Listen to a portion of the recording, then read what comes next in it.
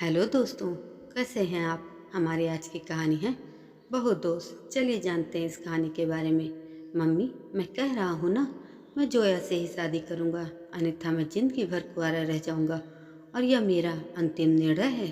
अब इस विषय पर मैं आपसे आगे बहस नहीं करूँगा। तभी आशीष की मम्मी सुमन जी ने कहा, बेटा तू समझ क्यों नहीं रहा है। हमने तेरे सामने ही जोया की जन्म कुंडली पंडित जी को दिखाई थी ना, और उन्होंने जोया की कुंडली में मांगलिक दोष बताया है।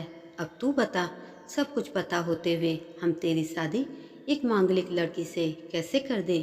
तू जानता नहीं कि मांगलिक दोष वाले के जीवन साथी की मौत जल्दी हो जाया करती है। इसलिए तुझे मैं समझा रही हूँ कि तू भूल जा जोया को। सुमन जी ने आशीष को बहुत समझाया, पर आशीष का कहना था कि जब मैंने जोया से प्यार किया था तब मैंने उसके साथ प्यार करते हुए जन्म कुंडली का मिलान नहीं किया था। न ही मैं इन मिलानों को मानता हूँ। इसलिए अब बस मैं शादी करूँगा तो सिर्फ जोया से, और यह मेरा आखिरी फैसला है। आखिर सुमन जी को अपने बेटी की जिद के आगे झुकना ही पड़ा और पंडित जी के द्वारा बताए गए उपाय के अनुसार जोया के मंगल दोष को दूर करने के लिए आशीष के साथ शादी करने से पहले जोया की शादी एक पेड़ के साथ कराई गई और उसके बाद जोया की आशीष से शादी हुई।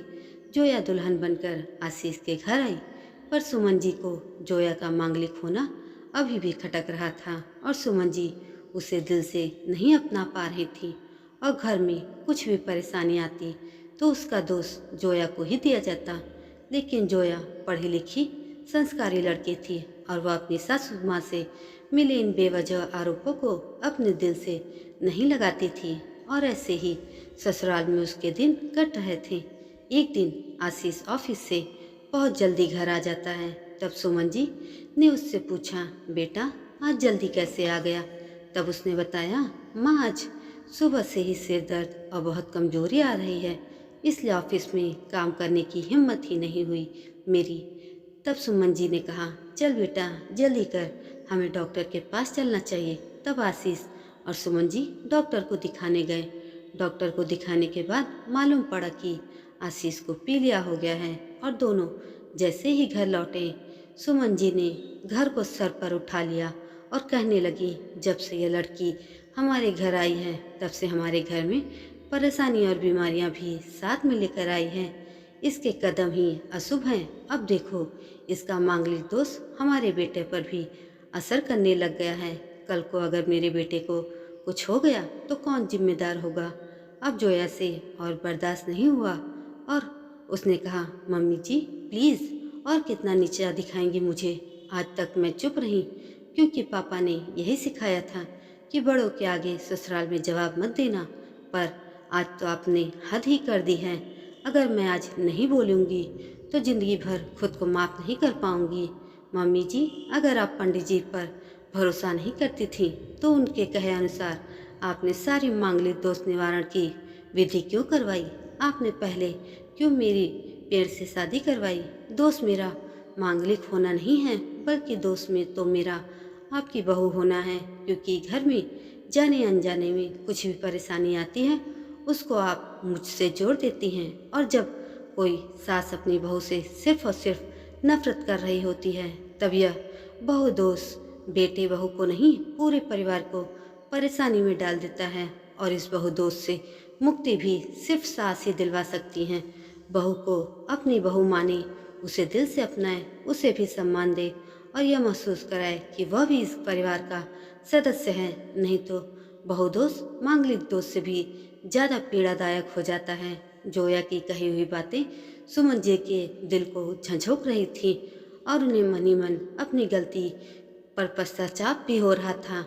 उस समय उन्होंने जोया को कुछ भी नहीं कहा। थोड़े दिन बाद आशीष बिल्कुल ठीक हो गया और ऑफिस जाने लगा। और 1 महीने बाद आशीष की सैलरी भी बढ़ गई। तब उसने घर आकर इसका सारा श्रेय जोया को दिया। तो सुमन जी बोली, हाँ सही है बेटा, तू तो सारा श्रेय बहू को ही देगा। तेरी माँ का आशीर्वाद भी तो तेरी प्रगति के पीछे रहता है तेरे साथ। तू तो मुझे श्रेय देना ही भूल गया। तब आशीष ने कहा, माँ इस बार जोया का मांगलिक दोष मुझ पर और ना ही मेरी तरीका पर लगा, और माँ, जब हम किसी बुरी परेशानियों का से जोया को देते हैं तो अच्छे कामों का श्रेय भी तो जोया को ही देना चाहिए, तो इसलिए आज का सारा श्रेय जोया को जाता है। आशीष ने हंसते हुए कहा। तब जोया बोली, आशीष, तो क्या तुम भी मुझे ऐसा समझते हो? तब आशीष ने कहा, नहीं जोया, बिल्कुल भी नहीं, बल्कि मैं तो माँ को यह समझाना चाह रहा हूँ कि सुख दुख हमारे जीवन का हिस्सा है, और कभी जीवन में खुशियाँ आती हैं तो कभी गम भी आते हैं। इसके लिए हमें परिवार के सदस्य या अपनी बहू को दोस्त देना उचित नहीं है। तभी सुमन जी बोली, बेटा सही कह रहा है तू, और तेरी तरक्की ही बहुत है मुझे इस झूठे दोस्तों से बाहर निकालने के लिए। आज मैं यह कसम लेती हूँ कि आज के बाद मैं जोया को किसी भी बात का दोस्त नहीं दूंगी। यह सुनकर जोया आज बहुत खुश थी, क्योंकि आज उसको उसकी सास ने मांगलिक दोष के साथ साथ बहु दोषों से भी मुक्ति दे दी थी। दोस्तों, ये कहानी आपको कैसी लगी कमेंट करके ज़रूर बताएं, और ऐसी ही अन्य कहानियों के लिए मेरे चैनल को सब्सक्राइब जरूर करें। धन्यवाद।